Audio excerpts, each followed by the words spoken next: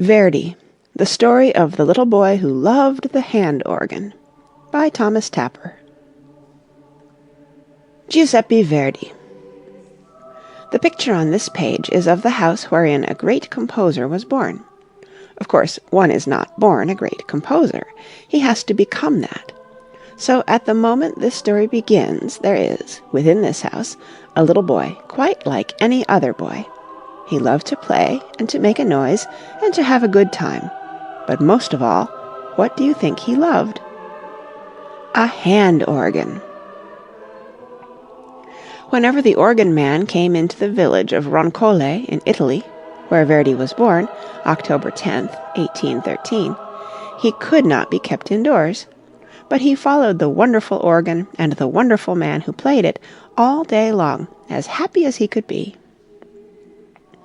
When Giuseppe was 7 years old, his father, though only a poor innkeeper, bought him a spinet, a sort of small piano. So faithfully did the little boy practice that the spinet was soon quite worn out, and new jacks, or hammers, had to be made for it.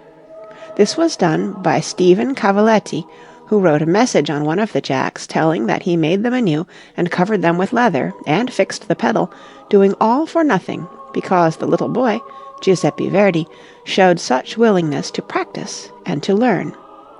Thus the good Stephen thought this was pay enough. Here is a picture of the little piano. In Verdi's language, Italian, it is called a spinetta. It was on this spinet that the little boy discovered one day a wonderful chord, for so it seemed to him. It was this, a C major triad.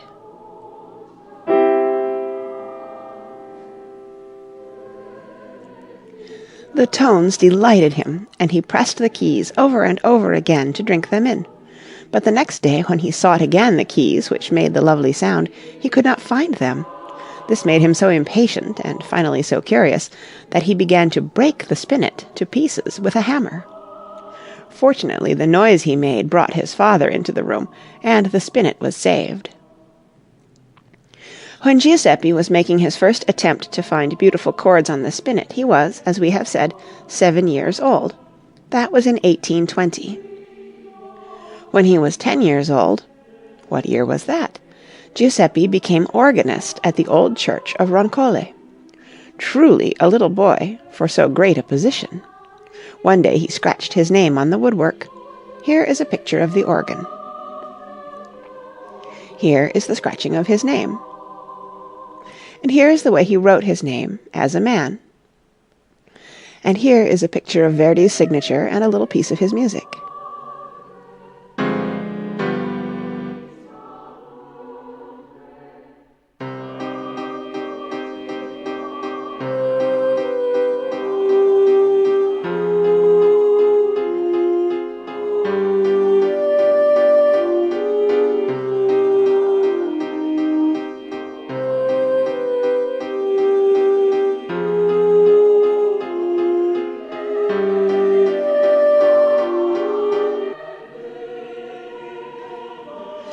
Then there came the question of education, of reading, writing, spelling, and arithmetic, for this music-loving boy.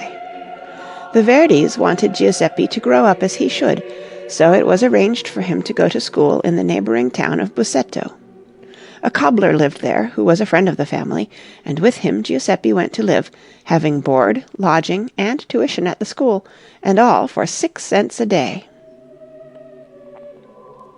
Giuseppe still played the organ at Roncole, going thither afoot every Sunday morning, and back after nightfall. He must have been a weary little boy after the day's music-making at the church. One Sunday night, when it was dark and he was too weary to notice where he was going, he fell into a ditch, from which he was rescued by an old woman who, hearing his call for help, pulled the half-frozen boy out of the water. Our little hero had another talent besides music. He knew how to win the friendship of people. So at Busseto, a man named Barezzi offered to take him into his business. He sold spices, drugs, and perfumes. But besides this, he played the flute in the church. At his house Giuseppe heard lots of good music, for the town orchestra rehearsed there. Here is a picture of Giuseppe's friend. Then Giuseppe made another friend who gave him a wonderful bit of advice. He urged him to become a composer. Better still, he helped the boy in every way he could until he was 16 years old. By that time our little Giuseppe was grown to be quite a man. His friend, whose name was Ferdinando Provesi, was proud of him, for already he was becoming a master. He played the cathedral organ at times, he conducted the Philharmonic Orchestra, he led its rehearsals, and he composed music for its concerts. So you see, all the wonderful operas that were to come were already on the way. It has been written that Provesi was the first person to see and understand Verdi's real genius. The boy worked hard and advanced so rapidly that it was soon necessary for him to go to a larger city for lessons. Now, a good friend is always a good friend, so it is pleasing to tell that Barezzi sent Giuseppe to Milan, the lovely city of Lombardy, to study. And here a curious thing happened. He was refused a scholarship at the Conservatory of Milan. The reason given was that the authorities considered him to show no special talent for music. But this made no difference to the boy. He believed in his talent and kept at work to perfect it. So as the years went by, he kept on learning more and more, doing his work well, and always preparing himself for better things. Then one day he was ready to begin to compose the operas that made him famous. Sometime when you read the full list of Verdi's operas, you will learn that he wrote 30. The first was performed in 1839, when he was 26 years old, and the last in 1893, when he was 80.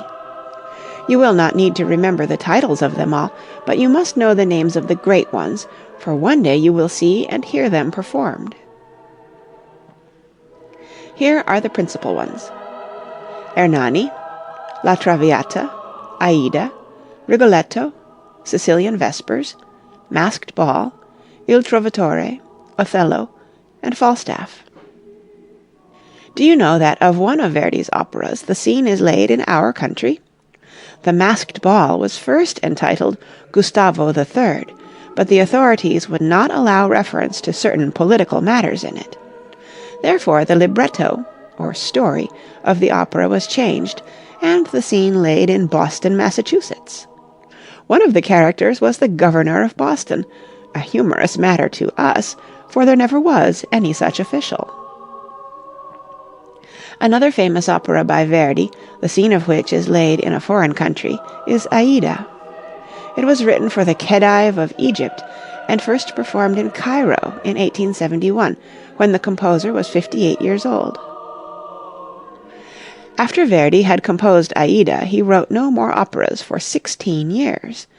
Then, to the great surprise of all the world, he wrote 2 others, the finest of them all, Othello and Falstaff. Meanwhile he was a farmer. He planted, harvested, helped his tenants, urged them to cultivate the land carefully. He bought all kinds of American farming machinery to show the Italians how to cultivate the ground to best advantage. The great man, who was once a simple little boy, died in 1901 on January 27th, which day is the anniversary of Mozart's birth.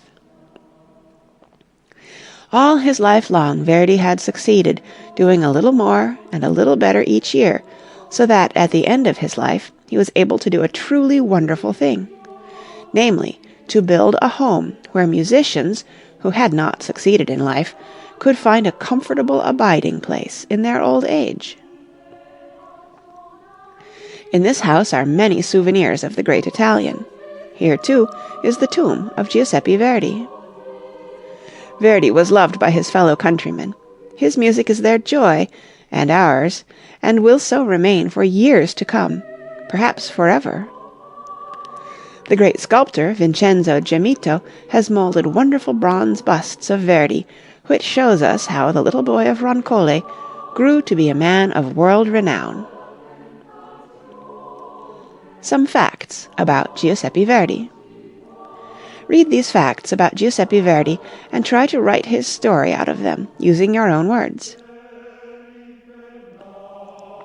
1. Giuseppe Verdi was born in Roncole, Italy, October 10th, 1813. 2.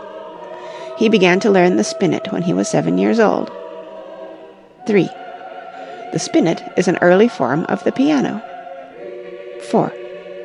Among the great composers who were alive when Verdi was a little boy were Beethoven, Schubert, Berlioz, and Schumann. 5. He became organist at Roncole when he was 10 years old, 1823. 6. He went to school in Busseto and lived with a cobbler. 7. After a time he studied in Milan. 8. But not at the famous Milan Conservatory, for he was told there that he had no special talent for music. 9. Verdi wrote 30 operas. 10. The first was performed in 1839, when he was 26 years old. 11. One of his operas has its scene laid in Boston, Massachusetts. 12. Another is about Egypt, and the scene is laid in Memphis and Thebes in the time of the Pharaohs. 13. Verdi founded, for aged musicians, the Casa di Riposo, House of Rest. 14. Besides the 30 operas, Verdi wrote a string quartet, the Manzoni Requiem, and a national hymn. 15. For a period of 16 years, Verdi wrote no operas. Then he produced his 2 great works, Othello and Falstaff. 16. He died at St. Agatha, January 27th, 1901. Some questions. 1. When and where was Verdi born? 2. How old was he when he died? 3. Can you mention 3 works of Verdi that are not operas? 4. How many operas can you name from memory? 5.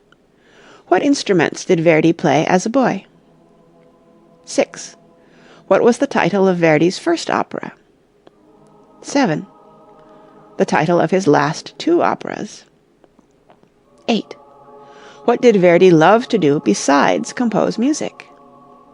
9. What is a spinet? 10. In what famous city did he study as a boy? 11.